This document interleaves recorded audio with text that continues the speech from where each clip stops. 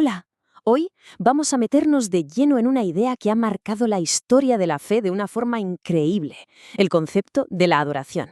Y es que, como vamos a ver, ha sufrido una transformación total a lo largo del tiempo. A ver, esta pregunta parece sencilla, pero lleva milenios sobre la mesa. Y la respuesta ha cambiado radicalmente, pasando de ser algo muy físico, muy localizado, a convertirse en una realidad interna, súper personal. Fijaos en esta frase.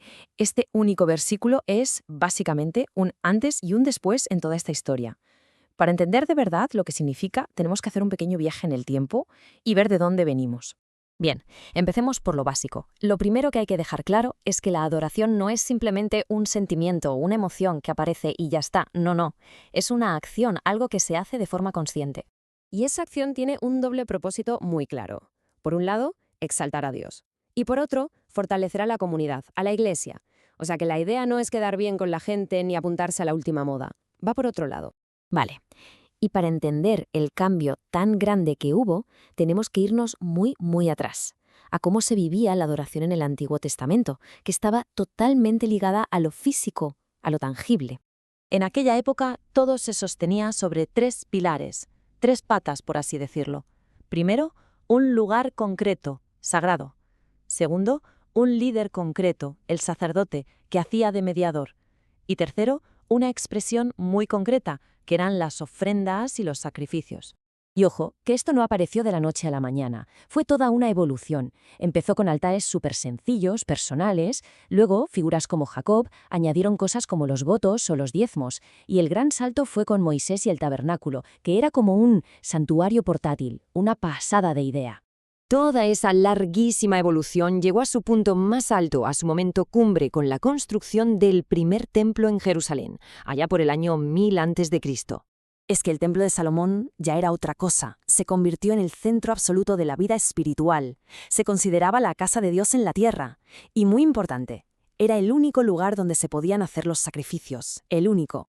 Claro, acercarse a adorar al templo no era como ir a dar un paseo, ¿eh?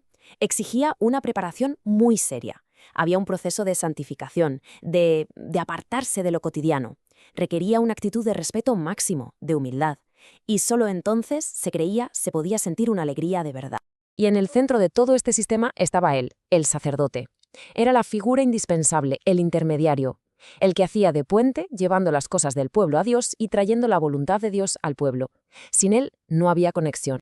Muy bien, tenemos este sistema que funcionó durante siglos, un lugar físico, un mediador, unos rituales muy concretos. Pero entonces llegó el Nuevo Testamento y, bueno, lo puso todo patas arriba. Y aquí está el giro de guión. Este es un cambio brutal.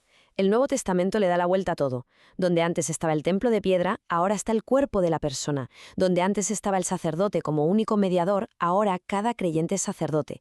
Y donde antes había sacrificios de animales, ahora se habla del sacrificio de Cristo como la ofrenda final. Es una revolución total. El foco cambia por completo, de fuera hacia adentro. El lugar de adoración ya no es un edificio, sino una realidad interna que se vive en el corazón y en la vida de cada individuo. Y con este cambiazo en mente, ahora sí que podemos volver a la frase del principio y entenderla mucho mejor. ¿Qué narices significa eso de adorar en espíritu y en verdad? Pues mirad, son como las dos caras de la misma moneda.